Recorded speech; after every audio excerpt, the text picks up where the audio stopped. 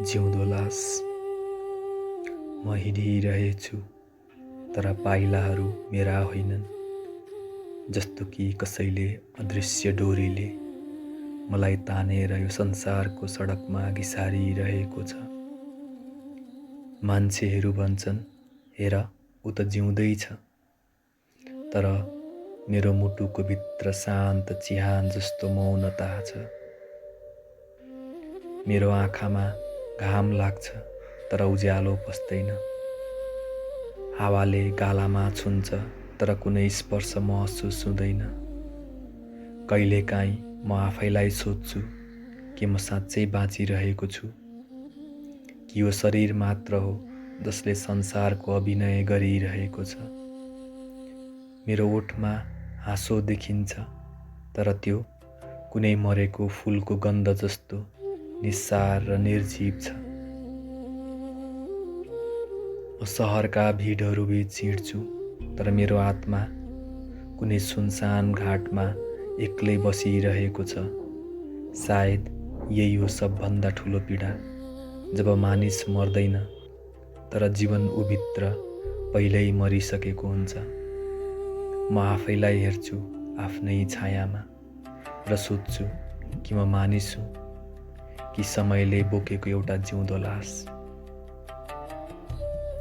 बिहान उठ्छु, सूर्य फेरि उही गरी उदाउँछ, आकाश फेरि निलो हुन्छ, तर म भित्रको आकाश धेरै वर्षदेखि साँझमै अड्किएको छ। मान्छेहरू दौडिरहेका छन् सपना समात्न, भोलि बनाउन, खुसी खोज्न, तर म त केवल हिँडिरहेको छु कुनै गन्तव्य बिना। मेरा दिनहरू क्यालेन्डरका पाना जस्तै एक एक गर्दै च्यातिन्छन्, तर जीवनको किताब खुल्नै सक्दैन। कहिलेकाहीँ लाग्छ सायद म पनि कुनै समय बाँच्थेँ होला, कुनै समय मेरो मुटु पनि बादल फुटे झैँ हाँस्थ्यो होला, कुनै समय मेरो आँखा पनि भोलिको घाम देख्थ्यो होला, तर अहिले सबै कुरा धुलोले ढाकिएको सम्झना जस्तो छ। र एक दिन जब साँझको सुनौलो घाम क्षितिजको काखमा डुबिरहेको थियो, मैले आफैलाई फेरि सोधेँ जीवन के हो?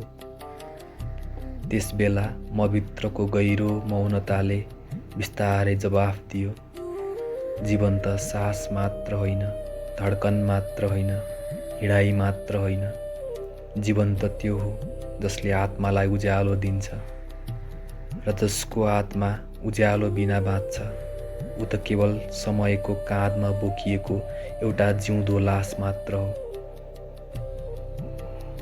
त्यस दिन म पहिलो पटक आफ्नै चिहानबाट उठ्न खोजेँ, किनकि मैले बुझेँ मरेको जीवन बोकेर हिँड्नुभन्दा एकपटक साँचो गरी बाँच्न सिक्नु धेरै राम्रो हुन्छ। एकपटक साँचो गरी बाँच्न सिक्नु धेरै राम्रो हुन्छ।